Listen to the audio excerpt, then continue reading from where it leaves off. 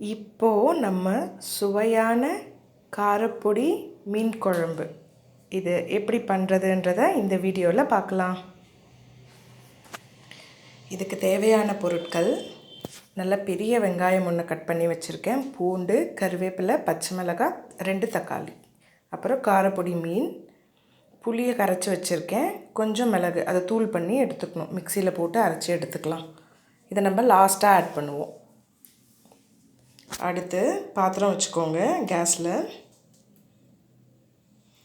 நல்லா பாத்திரம் சூடாகட்டும். நல்லா சூடானதுக்கப்புறமா அதில் ஆயில் விட்டுக்கலாம்.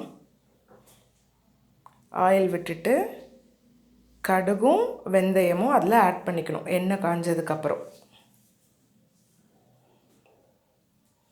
கடுகு நல்லா பொரிஞ்சதுக்கப்புறமா கட் பண்ணி வச்சுருக்க வெங்காயத்தை அதில் ஆட் பண்ணிக்கலாம். வெங்காயத்தை நல்லா வதக்கலாம் ஆயிலில். வெங்காயம் நல்லா வதங்கி வரும்போது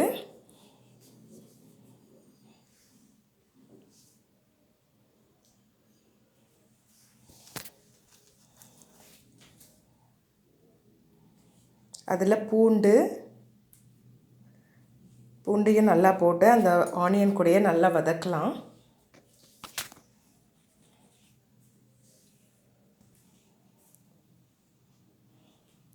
ரெண்டும் நல்லா வதங்கி வரும்போது நம்ம கட் பண்ணி வச்சுருக்க பச்சை மிளகாய் அதையும் ஆட் பண்ணிவிட்டு நல்லா ஆயிலில் வதக்கலாம். அப்புறம் க்ளீன் பண்ணி வச்சுருக்க கருவேப்பிலை இதெல்லாம் போட்டு நல்லா ஆயிலில் வதக்கலாம். எல்லாம் நல்லா வதங்கி வந்ததுக்கப்புறமா தக்காளியை நம்ம கட் பண்ணி வச்சுருக்க தக்காளியை அதில் ஆட் பண்ணி எல்லாத்தையும் நல்லா வதக்கணும். நல்லா குழைய வதக்கணும்.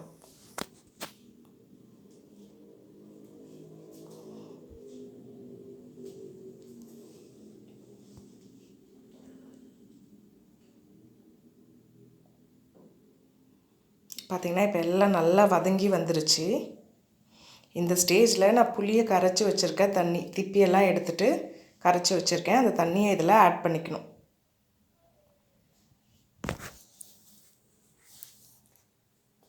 புளி தண்ணியை ஆட் பண்ணிவிட்டு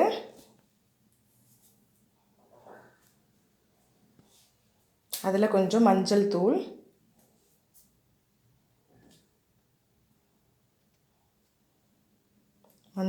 ஆட் பண்ணிவிட்டு குழம்பு மிளகாத்தூள் நான் 4 ஸ்பூன் எடுத்திருக்கேன். உங்கள் காரத்துக்கு ஏற்ற மாதிரி நீங்கள் ஆட் பண்ணிக்கணும். இது எல்லாத்தையும் போட்டு நல்லா அதில் கலந்து விடுங்க.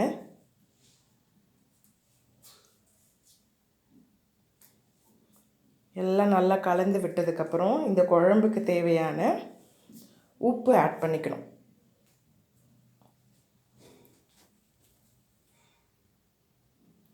உப்பு ஆட் பண்ணதுக்கப்புறமா குழம்பு நல்லா கொதித்து வரட்டும்.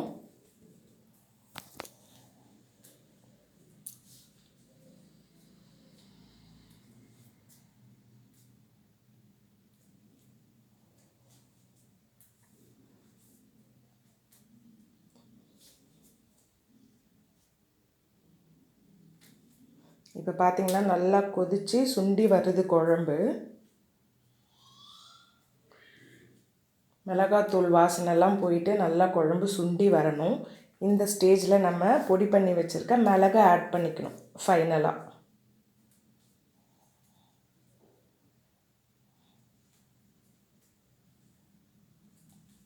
மிளகும் ஆட் பண்ணதுக்கப்புறமா பொடி பண்ணி வச்சுருக்க மிளகை ஆட் பண்ணதுக்கப்புறமா நம்ம க்ளீன் பண்ணி வச்சுருக்க காரப்பொடி மீனை அதில் ஆட் பண்ணிக்கணும்.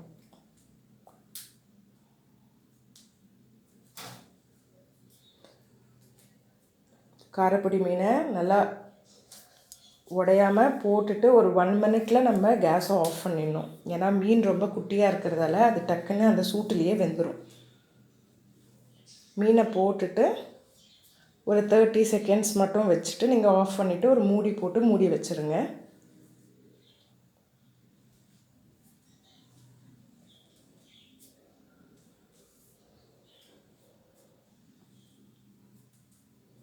எல்லா மீனையும் நான் ஆட் பண்ணிட்டேன். பண்ணிவிட்டு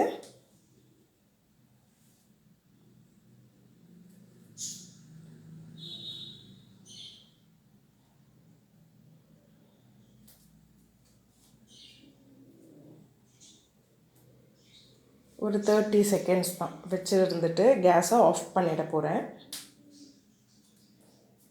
ஒரு மூடி போட்டு மூடி வச்சிடலாம். அது சூட்டுலேயே வெந்துடும் மீன். நம்மளோட சுவையான காரப்பொடி மீன் குழம்பு ரெடி.